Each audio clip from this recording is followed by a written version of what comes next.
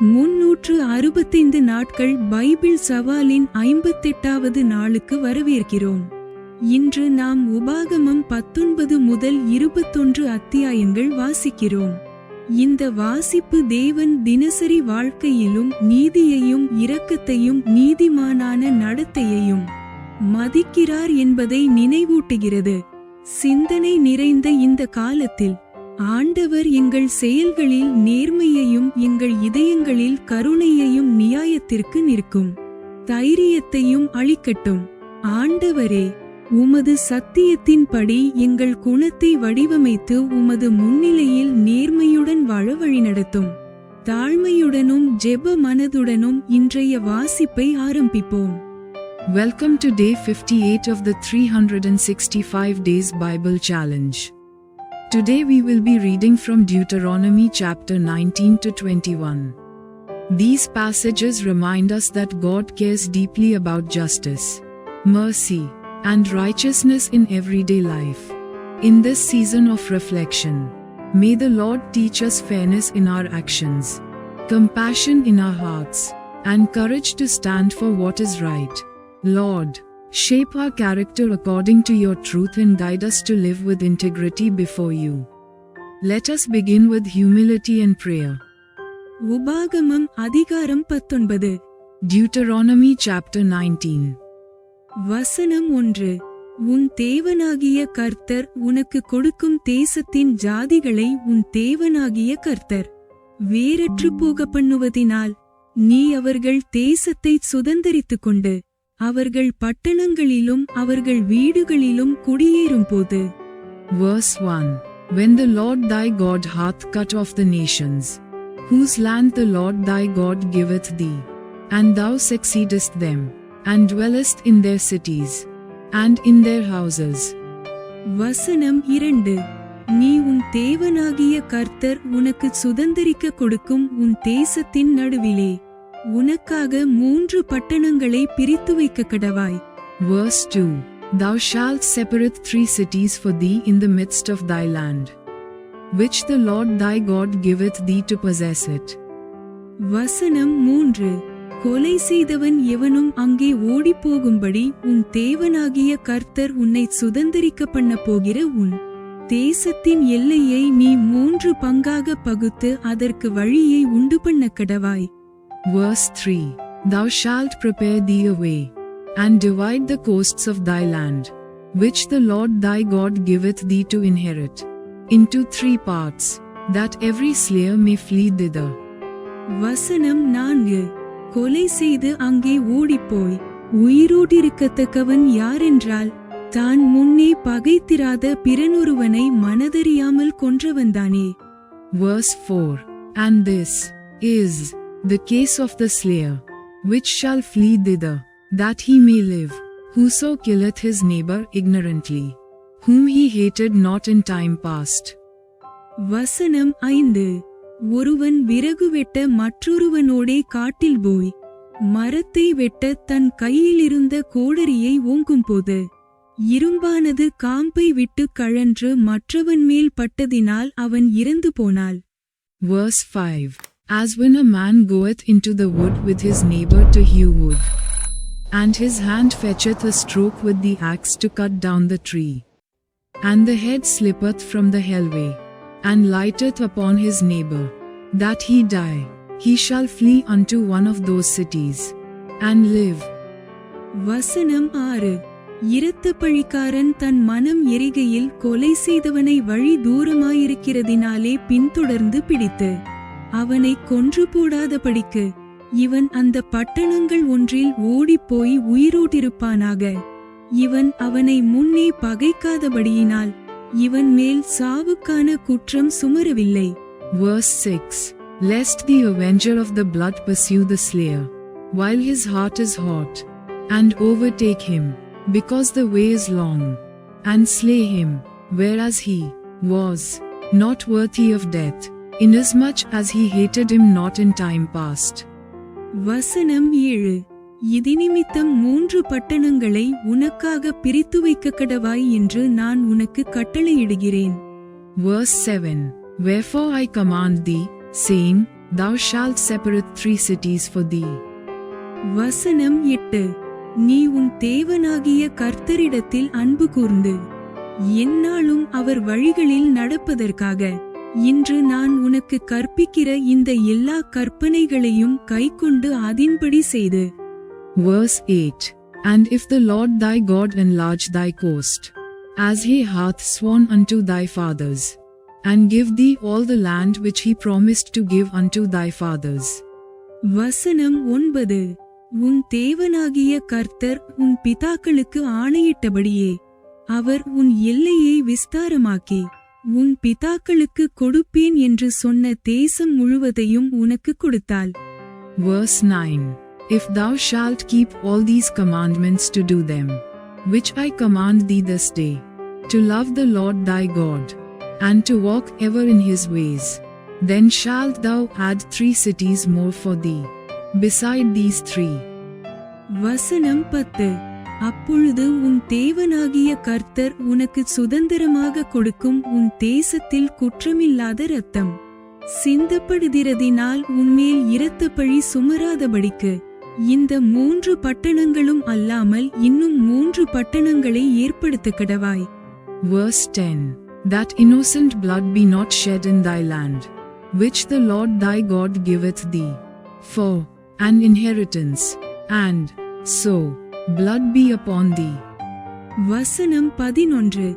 ஒருவன் பிறனொருவனை பகைத்து அவனுக்கு பதிவிருந்து அவனுக்கு விரோதமாய் எழும்பி அவன் சாகும்படி அவனை அடித்து இந்த பட்டணங்களில் ஒன்றில் ஓடிப்போயிருப்பானாகில்.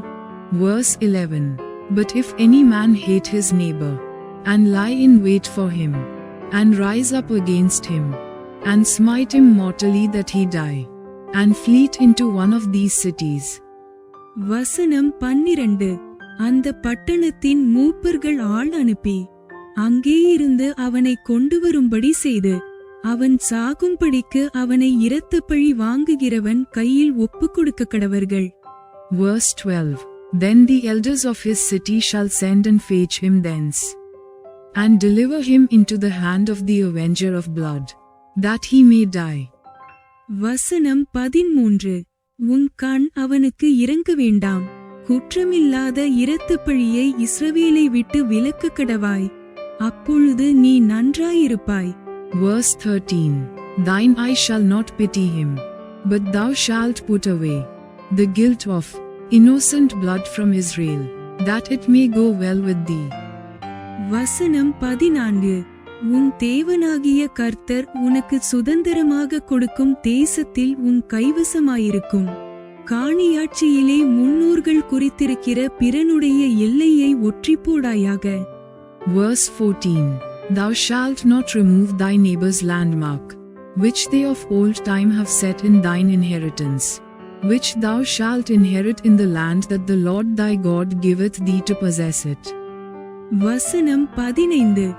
ஒருவன் எந்த அக்கிரமத்தையாவது எந்த பாவத்தையாவது செய்தான் என்று சொல்லப்பட்டால் ஒரே சாட்சியினால் நியாயந்தீர்க்க கூடாது, 2-3 சாட்சிகளுடைய வாக்கினாலே காரியம் நிலைவரப்பட வேண்டும். Verse 15. One witness shall not rise up against a man for any iniquity, or for any sin, in any sin that he sinneth, at the mouth of 2 witnesses, or at the mouth of 3 witnesses, shall the matter be established. வசனம் 16. ஒருவன் மேல் ஒரு குற்றத்தை சுமத்தும்படி ஒரு பொய்ச்சாட்சிக்காரன் அவன் மேல் சாட்சி சொல்ல எழும்பினாள். Verse 16. If a false witness rise up against any man to testify against him, that which is wrong. வசனம் 17. வழக்காடுகிற இருவரும் கர்த்தருடைய சந்நிதியில் அக்காலத்தில் இருக்கும் ஆசாரியர்களுக்கும் நியாயாதிபதிகளுக்கும் முன்பாக வந்து நிற்பார்களாக. Verse 17. Then both the men, between whom the controversy is, shall stand before the Lord, before the priests and the judges, which shall be in those days. வசனம் 18. அப்பொழுது நியாயாதிபதிகள் நன்றாய் விசாரணை செய்யக்கடவர்கள், சாட்சி கள்ளச்சாட்சி என்றும் தன் சகோதரன் மேல் அபாண்டமாய் குற்றஞ்சாற்றினான் என்றும் கண்டாள். Verse 18. And the judges shall make diligent inquisition. And, behold, if the witness be a false witness, and hath testified falsely against his brother. வசனம் 19. அவன் தன் சகோதரனுக்கு செய்ய நினைத்தபடியே அவனுக்கு செய்யக்கடவீர்கள். இவ்விதமாய் தீமையை உன் நடுவிலிருந்து விலக்குவாயாக. Verse 19. Then shall ye do unto him, as he had thought to have done unto his brother. So shalt thou put the evil away from among you. வசனம் 20. மற்றவர்களும் அதை கேட்டு பயந்து இனி உங்களுக்குள்ளே அப்படிப்பட்ட தீமையை செய்யாதிருப்பார்கள். Verse 20. And those which remain shall hear, and fear, and shall henceforth commit no more any such evil among you. வசனம் 21. உன் கண் அவனுக்கு இரங்க வேண்டாம். ஜீவனுக்கு ஜீவன், கண்ணுக்கு கண், பல்லுக்கு பல், கைக்கு கை, காலுக்கு கால் கொடுக்கப்பட வேண்டும். Verse 21. And thine eye shall not pity, but life shall go for life, eye for eye, tooth for tooth, hand for hand, foot for foot. உபாகமம் அதிகாரம் 20. Deuteronomy chapter 20. வசனம் 1. நீ உன் சத்துருக்களுக்கு எதிராக யுத்தம் செய்ய புறப்பட்டு போகையில் குதிரைகளையும் இரதங்களையும் உன்னிலும் பெரிய கூட்டமாகிய ஜனங்களையும் கண்டால் அவர்களுக்கு பயப்படாயாக. உன்னை எகிப்து தேசத்திலிருந்து புறப்பட பண்ணின உன் தேவனாகிய கர்த்தர் உன்னோடே இருக்கிறார். Verse 1. When thou goest out to battle against thine enemies, and sayest horses, and chariots, and a people more than thou, be not afraid of them, for the Lord thy God is with thee, which brought thee up out of the land of Egypt. வசனம் 2. நீங்கள் யுத்தம் செய்ய தொடங்கும் போது ஆசாரியன் சேர்ந்து வந்து ஜனங்களிடத்தில் பேசி. Verse 2. And it shall be, when ye are come nigh unto the battle, that the priest shall approach and speak unto the people. வசனம் 3. இஸ்ரவேலரே, கேளுங்கள், இன்று உங்கள் சத்துருக்களுடன் யுத்தம் செய்ய போகிறீர்கள். உங்கள் இருதயம் துவள வேண்டாம். நீங்கள் அவர்களை பார்த்து பயப்படவும் கலங்கவும் தத்தளிக்கவும் வேண்டாம். Verse 3. And shall say unto them, Hear, O Israel, ye approach this day unto battle against your enemies. Let not your hearts faint. Fear not, and do not tremble, neither be ye terrified because of them. வசனம் 4. உங்களுக்காக உங்கள் சத்துருக்களோடே யுத்தம் பண்ணவும் உங்களை இரட்சிக்கவும் உங்களோடே கூட போகிறவர் உங்கள் தேவனாகிய கர்த்தர் என்று சொல்ல வேண்டும். Verse 4. For the Lord your God is he that goeth with you, to fight for you against your enemies, to save you. வசனம் 5. அன்றியும் அதிபதிகள் ஜனங்களை நோக்கி, புது வீட்டை கட்டி அதை பிரதிஷ்டை பண்ணாதிருக்கிறவன் எவனோ அவன் தன் வீட்டுக்கு திரும்பி போக கடவன். அவன் யுத்தத்திலே செத்தால் வேறொருவன் அதை பிரதிஷ்டை பண்ண வேண்டியதாகும். Verse 5. And the officers shall speak unto the people, saying, What man is there that hath built a new house, and hath not dedicated it? Let him go and return to his house, lest he die in the battle, and another man dedicate it. வசனம் 6. திராட்சத் தோட்டத்தை நாட்டி அதை அனுபவியாதிருக்கிறவன் எவனோ அவன் தன் வீட்டுக்கு திரும்பி போக கடவன். அவன் யுத்தத்திலே செத்தால் வேறொருவன் அதை அனுபவிக்க வேண்டியதாகும். Verse 6. And what man is he that hath planted a vineyard, and hath not yet eaten of it? Let him also go and return unto his house, lest he die in the battle, and another man eat of it. வசனம் 7. ஒரு பெண்ணை தனக்கு நியமித்துக் கொண்டு அவளை விவாகம் பண்ணாதிருக்கிறவன் எவனோ அவன் தன் வீட்டுக்கு திரும்பி போக கடவன். அவன் யுத்தத்திலே செத்தால் வேறொருவன் அவளை விவாகம் பண்ண வேண்டியதாகும் என்று சொல்ல வேண்டும். Verse 7. And what man is there that hath betrothed a wife, and hath not taken her? Let him go and return unto his house, lest he die in the battle, and another man take her. வசனம் 8. பின்னும் அதிபதிகள் ஜனங்களுடனே பேசி, பயங்காளியும் திடனற்றவனுமாயிருக்கிறவன் எவனோ அவன் தன் சகோதரரின் இருதயத்தை தன் இருதயத்தைப் போல கரைந்து போக பண்ணாதபடிக்கு தன் வீட்டுக்கு திரும்பி போகக்கடவன் என்று சொல்ல வேண்டும். Verse 8. And the officers shall speak further unto the people, and they shall say, What man is there that is fearful and faint-hearted? Let him go and return unto his house, lest his brethren's heart faint as well as his heart. வசனம் 9. அதிபதிகள் ஜனங்களோடே பேசி முடிந்த பின்பு ஜனங்களை நடத்தும்படி சேனைத் தலைவரை நியமிக்க கடவர்கள். Verse 9. And it shall be, when the officers have made an end of speaking unto the people, that they shall make captains of the armies to lead the people. வசனம் 10. நீ ஒரு பட்டணத்தின் மேல் யுத்தம் பண்ண நெருங்கும் போது அந்த பட்டணத்தாருக்கு சமாதானம் கூறக்கடவாய். Verse 10. When thou comest nigh unto a city to fight against it, then proclaim peace unto it. வசனம் 11. அவர்கள் உனக்கு சமாதானமான உத்தரவு கொடுத்து வாசலை திறந்தால் அதிலுள்ள ஜனங்கள் எல்லாரும் உனக்கு பகுதி கட்டுகிறவர்களாகி உனக்கு ஊழியம் செய்ய கடவர்கள். Verse 11. And it shall be, if it make thee answer of peace, and open unto thee, then it shall be, that all the people that is found therein shall be tributaries unto thee, and they shall serve thee. வசனம் 12. அவர்கள் உன்னோடே சமாதானப்படாமல் உன்னோடே யுத்தம் பண்ணுவார்களானால் நீ அதை முற்றுகை போட்டு. Verse 12. And if it will make no peace with thee, but will make war against thee, then thou shalt besiege it. வசனம் 13. உன் தேவனாகிய கர்த்தர் அதை உன் கையில் ஒப்புக் கொடுக்கும் போது அதிலுள்ள புருஷர்கள் எல்லாரையும் பட்டயக்கருக்கினால் வெட்டி.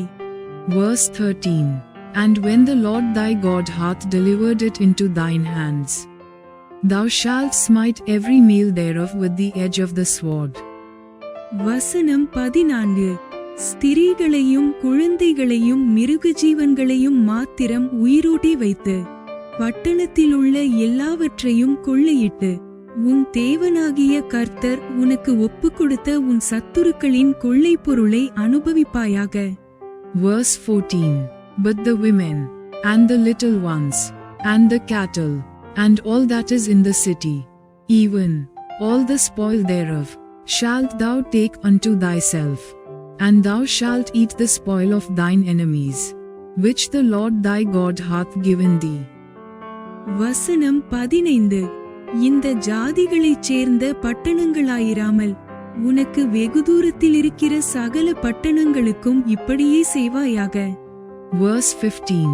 Thus shalt thou do unto all the cities, which are very far off from thee, which are not of the cities of these nations. வசனம் 16. உன் தேவனாகிய கர்த்தர் உனக்கு சுதந்திரமாக கொடுக்கிற எத்தியர், எமோரியர், கானானியர், பெரிசியர், ஏவியர், எபூசியர் என்னும் ஜனங்களின் பட்டணங்களிலே மாத்திரம் சுவாசம் உள்ளதொன்றையும் உயிரோட்டே வைக்காமல். Verse 16. But of the cities of these people, which the Lord thy God doth give thee, for an inheritance, thou shalt save alive nothing that breatheth. வசனம் 17. அவர்களை உன் தேவனாகிய கர்த்தர் உனக்கு கட்டளையிட்டபடியே சங்காரம் பண்ண கடவாய். Verse 17. But thou shalt utterly destroy them, namely, the Hittites, and the Amorites, the Canaanites, and the Perizzites, the Hivites, and the Jebusites, as the Lord thy God hath commanded thee. வசனம் 18. அவர்கள் தங்கள் தேவர்களுக்கு செய்கிற தங்களுடைய சகல அருவருப்புகளின்படியே நீங்களும் செய்ய உங்களுக்கு கற்றுக்கொடாமலும் நீங்கள் உங்கள் தேவனாகிய கர்த்தருக்கு விரோதமாய் பாவஞ்செய்யாமலும் இருக்கும்படி இப்படிச் செய்ய வேண்டும். Verse 18. That they teach you not to do after all their abominations, which they have done unto their gods. So should ye sin against the Lord your God. வசனம் 19. நீ ஒரு பட்டணத்தின் மேல் யுத்தம் பண்ணி அதை பிடிக்க அநேக நாள் அதை முற்றுகை போட்டிருக்கும் போது நீ கோடரியை ஓங்கி அதின் மரங்களை வெட்டிச் சேதம் பண்ணாயாக. அவைகளின் கனியை நீ புசிக்கலாமே. ஆகையால் உனக்கு கொத்தளத்திற்கு உதவும் என்று அவைகளை வெட்டாயாக. வெளியின் விருட்சங்கள் மனுஷனுடைய ஜீவனத்துக்கானவைகள். Verse 19. When thou shalt besiege a city a long time, in making war against it to take it, thou shalt not destroy the trees thereof by forcing an axe against them. For thou mayest eat of them, and thou shalt not cut them down. For the tree of the field is man's life, to employ them in the siege. வசனம் 20. புசிக்கிறதற்கேற்ற கனிகொடாத மரம் என்று நீ அறிந்திருக்கிற மரங்களை மாத்திரம் வெட்டி இழித்து உன்னோடு யுத்தம் பண்ணுகிற பட்டணம் பிடிபடுமட்டும் அதற்கு எதிராக கொத்தளம் போடலாம். Verse 20. Only the trees which thou knowest that they be not trees for meat, thou shalt destroy and cut them down. And thou shalt build bulwarks against the city that maketh war with thee, until it be subdued. உபாகமம் அதிகாரம் 21. Deuteronomy chapter 21. வசனம் 1. உன் தேவனாகிய கர்த்தர் உனக்கு சுதந்தரிக்க கொடுக்கும் தேசத்தில் கொலை செய்யப்பட்டு கிடக்கிற ஒருவனை வெளியிலே கண்டு அவனை கொன்றவன் இன்னான் என்று தெரியாதிருந்தால். Verse 1. If one be found slain in the land which the Lord thy God giveth thee to possess it, lying in the field, and it be not known who hath slain him. வசனம் 2. உன் மூப்பரும் உன் நியாயாதிபதிகளும் புறப்பட்டு போய் கொலை செய்யப்பட்டவனை சுற்றிலும் இருக்கும் பட்டணங்கள் மட்டும் அளப்பார்களாக. Verse 2. Then thy elders and thy judges shall come forth, and they shall measure unto the cities which are round about him that is slain. வசனம் 3. கொலை செய்யப்பட்டவனுக்கு சமீபமான பட்டணத்து மூப்பர் வேலையில் பண்படாததும் நுகத்தடியில் பிணைக்கப்படாததுமான ஒரு கிடாரியை பிடித்து. Verse 3. And it shall be that the city which is next unto the slain man, even the elders of that city shall take an heifer, which hath not been wrought with, and which hath not drawn in the yoke. வசனம் 4. உழுது விதையாத தரிசான பள்ளத்தாக்கிலே அதை கொண்டு போய் அந்த பள்ளத்தாக்கிலே அதின் தலையை வெட்டி போடக்கடவர்கள். Verse 4. And the elders of that city shall bring down the heifer unto a rough valley, which is neither eared nor sown, and shall strike off the heifer's neck there in the valley. வசனம் 5.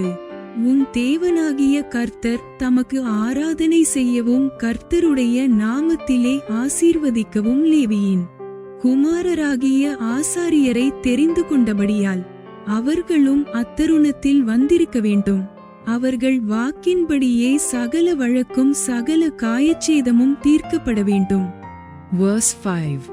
And the priests the sons of Levi shall come near, for them the Lord thy God hath chosen to minister unto him, and to bless in the name of the Lord. And by their word shall every controversy and every stroke be tried. வசனம் 6. கொலை செய்யப்பட்டவனுக்கு சமீபமான பட்டணத்தின் மூப்பர் எல்லாரும் பள்ளத்தாக்கிலே தலை வெட்டப்பட்ட கிடாரியின் மேல் தங்கள் கைகளை கழுவி. Verse 6. And all the elders of that city, that are next unto the slain man, shall wash their hands over the heifer that is beheaded in the valley. வசனம் 7. எங்கள் கைகள் அந்த இரத்தத்தை சிந்தினதும் இல்லை, எங்கள் கண்கள் அதை கண்டதும் இல்லை. Verse 7. And they shall answer and say, Our hands have not shed this blood, neither have our eyes seen it. வசனம் 8. கர்த்தாவே, நீர் மீட்டுக்கொண்ட உமது ஜனமாகிய இஸ்ரவேலின் மேல் குற்றமில்லாத இரத்தப்பழியை சுமத்தாமல் உமது ஜனமாகிய இஸ்ரவேலின் மேல் கிருபையுள்ளவராயிரும் என்று சொல்வார்களாக. அப்பொழுது இரத்தப்பழி அவர்களுக்கு நிவிர்த்தியாகும். Verse 8. Be merciful, O Lord, unto thy people Israel, whom thou hast redeemed, and lay not innocent blood unto thy people of Israel's charge, and the blood shall be forgiven them. வசனம் 9. இப்படி கர்த்தரின் பார்வைக்கு செம்மையானதை நீ செய்வாயாகில் குற்றமில்லாத இரத்தப்பழியை உன் நடுவிலிருந்து விலக்கி போடுவாய். Verse 9. So shalt thou put away the guilt of innocent blood from among you, when thou shalt do that which is right in the sight of the Lord. வசனம் 10. நீ உன் சத்துருக்களுக்கு எதிராக யுத்தத்திற்கு புறப்பட்டு உன் தேவனாகிய கர்த்தர் அவர்களை உன் கையில் ஒப்புக் கொடுக்கிறதினால் அவர்களை சிறைப்பிடித்து வந்து. Verse 10. When thou goest forth to war against thine enemies, and the Lord thy God hath delivered them into thine hands, and thou hast taken them captive. வசனம் 11. சிறைகளில் ரூபவதியான ஒரு ஸ்திரீயைக் கண்டு அவளை விவாகம் பண்ண விரும்பி. Verse 11. And sayest among the captives a beautiful woman, and hast a desire unto her, that thou wouldest have her to thy wife. வசனம் 12. அவளை உன் வீட்டிற்குள் அழைத்து கொண்டு போவாயானால் அவள் தன் தலையை சிரைத்து தன் நகங்களை களைந்து. Verse 12. Then thou shalt bring her home to thine house, and she shall shave her head, and pare her nails. வசனம் 13. தன் சிறையிருப்பின் வஸ்திரத்தையும் நீக்கி உன் வீட்டிலிருந்து ஒரு மாதமட்டும் தன் தகப்பனையும் தாயையும் நினைத்து துக்கங்கொண்டாட கடவள். அதன் பின்பு நீ அவளோடே சேர்ந்து அவளுக்கு புருஷனாயிரு, அவள் உனக்கு மனைவியாயிருப்பாள். Verse 13. And she shall put the raiment of her captivity from off her, and shall remain in thine house, and bewail her father and her mother a full month. And after that thou shalt go in unto her, and be her husband, and she shall be thy wife. வசனம் 14. அவள் மேல் உனக்கு பிரியமில்லாமற் போனால் நீ அவளை பணத்திற்கு விற்காமல் அவளை தன் இஷ்டப்படி போகவிடலாம். நீ அவளை தாழ்மைப்படுத்தினபடியினால் அவளாலே ஆதாயம் பெறும்படி தேட வேண்டாம். Verse 14. And it shall be, if thou have no delight in her, then thou shalt let her go whither she will, but thou shalt not sell her at all for money. Thou shalt not make merchandise of her, because thou hast humbled her. வசனம் 15. 2 மனைவிகளையுடைய ஒருவன் ஒருத்தியின் மேல் விருப்பாயும் மற்றவள் மேல் வெறுப்பாயும் இருக்க இருவரும் அவனுக்கு பிள்ளைகளை பெற்றார்களேயாகில் முதற் பிறந்தவன் வெறுக்கப்பட்டவளின் புத்திரனானாலும். Verse 15. If a man have 2 wives, one beloved, and another hated, and they have borne him children, both the beloved and the hated, and if the firstborn son be hers that was hated. வசனம் 16. தகப்பன் தனக்கு உண்டான ஆஸ்தியை தன் பிள்ளைகளுக்கு பங்கிடும் நாளில் வெறுக்கப்பட்டவளிடத்தில் பிறந்த முதற் பேரானவனுக்கு சேஷ்டபுத்திர சுதந்திரத்தை கொடுக்க வேண்டுமேயில்லாமல் விரும்பப்பட்டவளிடத்தில் பிறந்தவனுக்கு கொடுக்கலாகாது. Verse 16. Then it shall be, when he maketh his sons to inherit that which he hath, that he may not make the son of the beloved firstborn before the son of the hated, which is indeed the firstborn. வசனம் 17. வெறுக்கப்பட்டவளிடத்தில் பிறந்தவனை சேஷ்டபுத்திரனாக அங்கீகரித்து தனக்கு உண்டான ஆஸ்திகளிலெல்லாம் 2 பங்கை அவனுக்கு கொடுக்க வேண்டும். அவன் தன் தகப்பனுடைய முதற்பலன். சேஷ்டபுத்திர சுதந்திரம் அவனுக்கே உரியது. Verse 17. But he shall acknowledge the son of the hated, for the firstborn, by giving him a double portion of all that he hath. For he is the beginning of his strength, the right of the firstborn. is his. வசனம் 18 தன் தகப்பன் சொல்லையும் தன் தாயின் சொல்லையும் கேளாமலும் அவர்களால் தண்டிக்கப்பட்டும் அவர்களுக்கு கீழ்ப்படியாமலும் போகிற அடங்காத துஷ்டப்பிள்ளை ஒருவனுக்கு இருந்தால். Verse 18. If a man have a stubborn and rebellious son, which will not obey the voice of his father, or the voice of his mother, and that, when they have chastened him, will not hearken unto them. வசனம் 19 அவன் தகப்பனும் அவன் தாயும் அவனை பிடித்து அவன் இருக்கும் பட்டணத்தின் மூப்பரிடத்துக்கும் அவ்விடத்து வாசலுக்கும் அவனை கொண்டு போய். Verse 19. Then shall his father and his mother lay hold on him, and bring him out unto the elders of his city, and unto the gate of his place.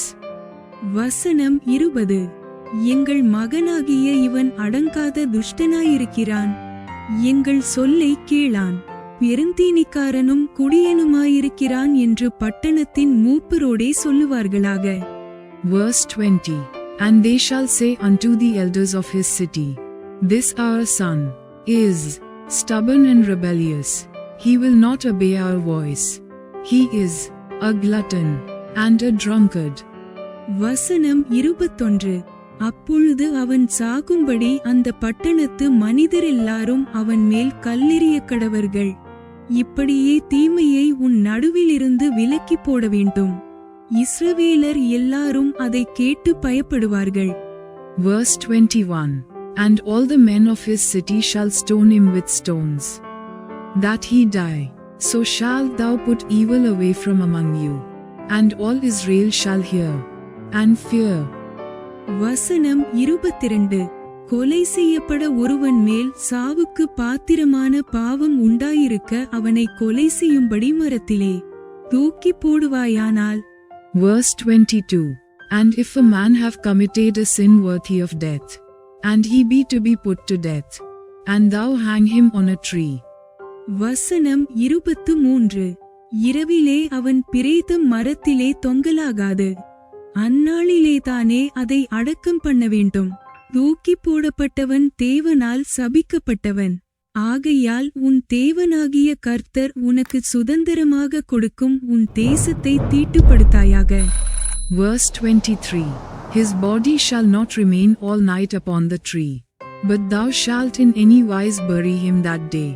For he that is hanged is accursed of God, that thy land be not defiled, which the Lord thy God giveth thee for an inheritance.